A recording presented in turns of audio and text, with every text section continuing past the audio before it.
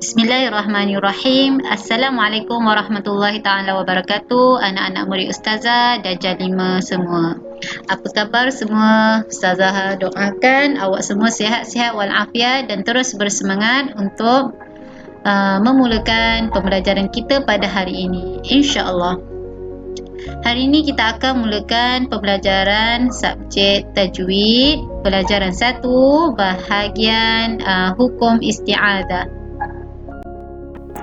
Okey, baik, kita akan mulakan dengan Assalamualaikum warahmatullahi taala wabarakatuh. Isti'adzah pada bahasa ialah memohon perlindungan pada istilah ialah awak semua sihat-sihat walafiat dan terus bersemangat yang memohon perlindungan pembelajaran kita pada syaitan yang terlaknat.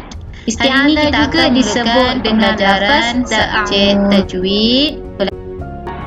Okey, macam mana lafaz isti'adzah ni? Yang paling masyhur iaitu yang selalu orang gunakan ialah a'udzu billahi minasyaitonir rajim. Okey, lafaz yang kedua a'udzu billahi samii'il alim minasyaitonir rajim. Okey, baik.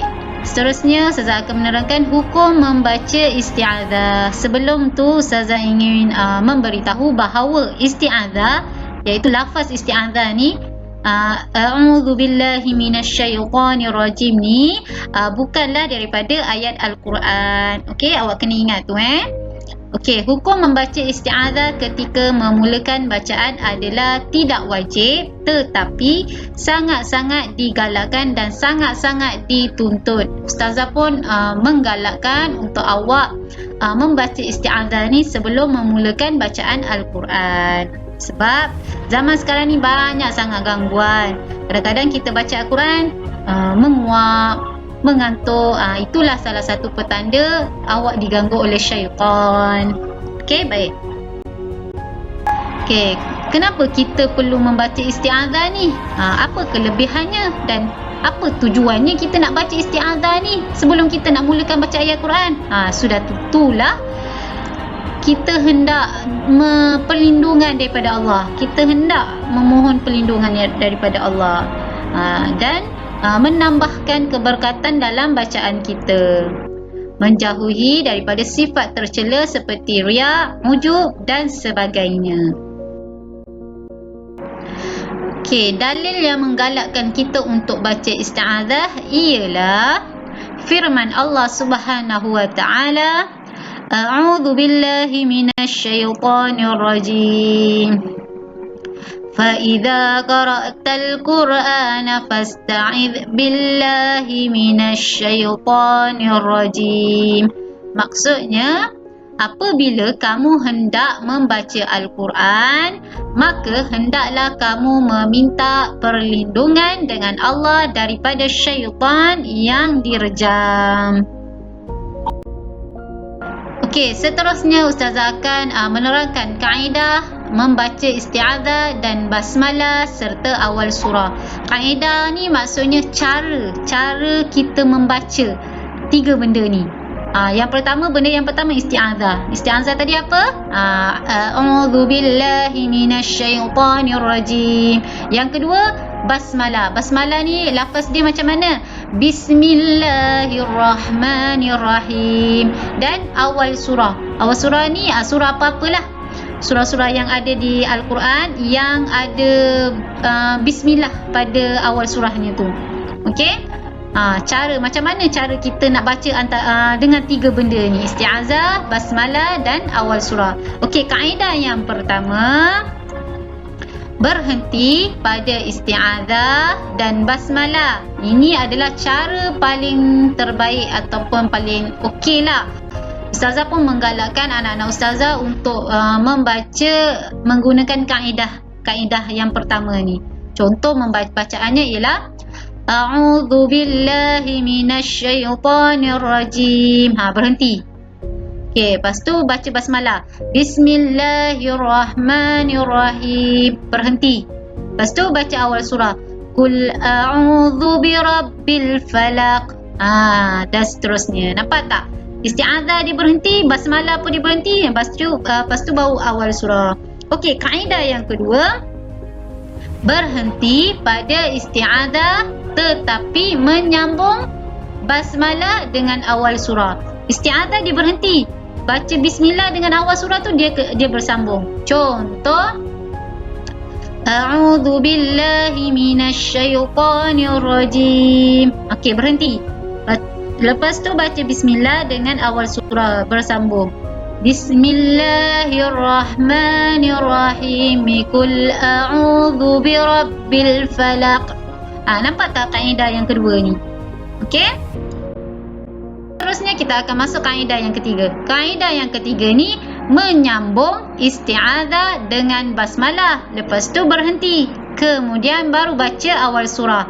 Contoh bacaan, A'udzu billahi minasyaitonir rajim.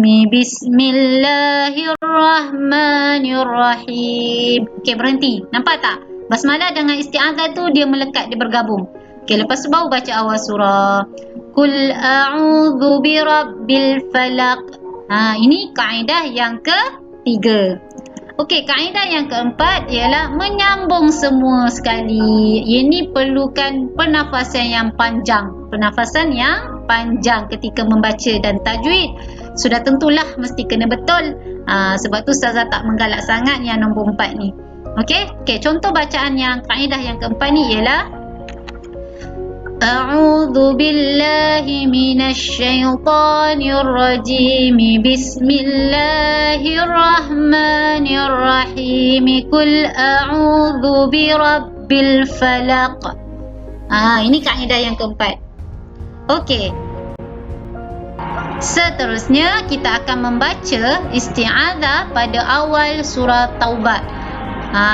Okey, sebelum tu Ustazah nak bagi tahu bahawa surah Taubat ni adalah surah yang satu-satunya tak ada bismillah pada awal surahnya.